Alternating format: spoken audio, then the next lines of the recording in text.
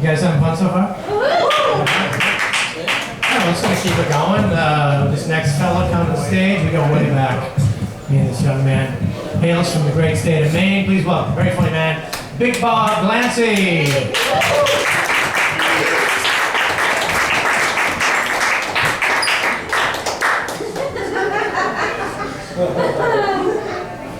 Thank you.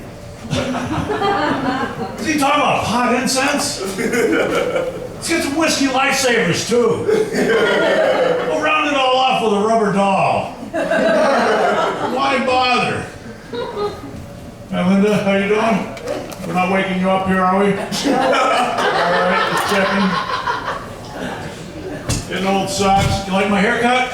Oh yeah.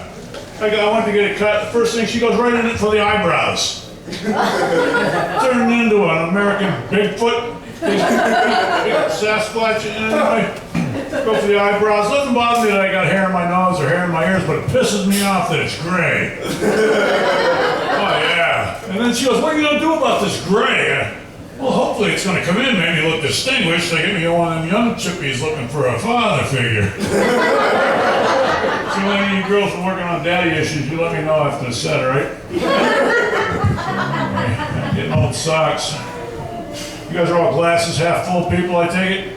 Glasses half empty, glasses half full? Yep. The optimist says the glass is half full. The pessimist says the glass is half empty. The engineer says it's the wrong size glass. Old people, we know that eventually our teeth are going to be floating in it. Doesn't matter whether it's half full or half empty. With my teeth. That's does you wake up next to a glass with teeth in it in the morning, it's like, that's disgusting! And they're mine! Yeah, getting old socks. You know, when I was a kid, I hated getting a spanking. But now that I'm an adult, I can't wait for my next spanking. Yeah. Getting old. Young kid the other day, I'm in a bar, he said something, I said, "What?" He goes, "That's right, you old guys, you can't hear anything." I said, "Who said that?" Because our eyes go too.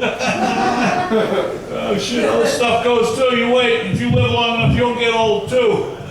If I didn't know I was going to live this long, I'd have taken better care of myself. That's bullshit. I'd have fucking redlined it just like I did. I'm lucky I made it this far. One time I tried to dye my hair a darker color, and it was too dark. I looked like an old guy trying to look young, which is the exact opposite of what I wanted to fucking do, you know what I mean? Fuck that, let the gray come in, I'll look old. Well, might as well look the part. Embrace your horror. I spent 30 years trying to avoid shit jokes. I can't believe I'm doing this right now. But about 3 weeks ago, I went in the bathroom in there right before I went on, and somebody left a surprise for me. It stunk to high friggin' heaven. I got, and there's nothing in the toilet. So they must have done it on purpose, because you got to shut the light off for the fan to go off to leave it in there. And I walk in to straighten my hair or whatever, and I'm leaving. The guy's going in. I said, "It wasn't me." It's like, "Yeah, sure it wasn't, pal." And I come out and I told the audience about it. I got big laughs like that. I'm thinking, I spent 30 years avoiding shit jokes. I should embrace my horror, embrace the fear. So let's see, what am I afraid of? I ain't afraid of much. I used to be an iron worker. You can tell he's an iron worker. He'll refer to the third grade as my senior year. We're not noted for our intellect, I just gotta say that. But you know, if you're the first one with a driver's license in the third grade, you might be an iron worker. Actually, hey Ma, has everybody in the third grade got a dick this big? No, you're 18, you idiot. Iron working 101. You ever notice the boss never comes by when you're working? No, seriously, it doesn't matter what you've been doing all day, you're not working when he comes by. Well then, first thing, because I got sick working at the World Trade Center, I got sick doing that, so I haven't done it in a while, but back when I did it, you went up on first thing in the morning, you went up a couple floors and you smoked a joint.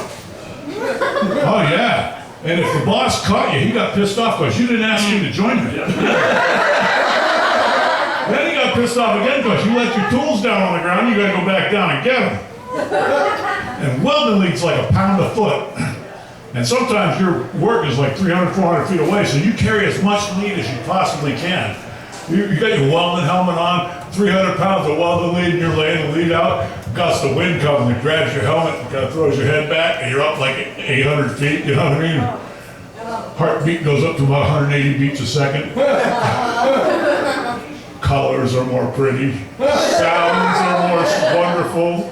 You're glad to be alive. Laying that lead out, you get it all laid out, and your sweat's dripping off the end of your nose, and you're sitting there smoking a cigarette, and the boss comes by, what are you doing?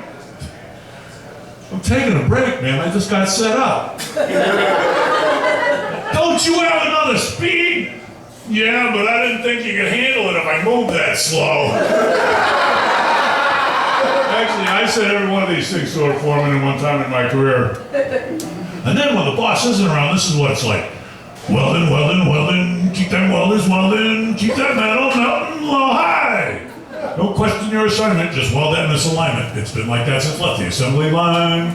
Weld up, got them off, weld up, got them off, weld up, got them off, low high. Thank you. People are old enough to remember rawhide.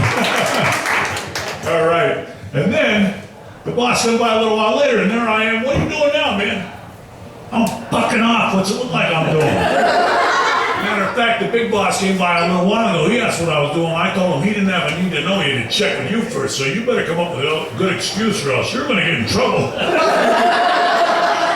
And then you go to lunch, you know, you smoke a joint, you get the first year apprentice, you're coming back, you smack him upside the head, do something about your face, you're going to get us all in trouble. You're walking across a beam, you look down, you see the safety guy, take a couple nuts and bolts out of your bolt bag and you until you're just about ready to hit me. Blowy! Scare the shit out of him. He runs and hides in the trailer.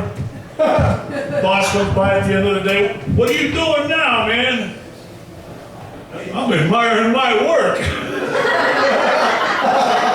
Where's your partner anyway?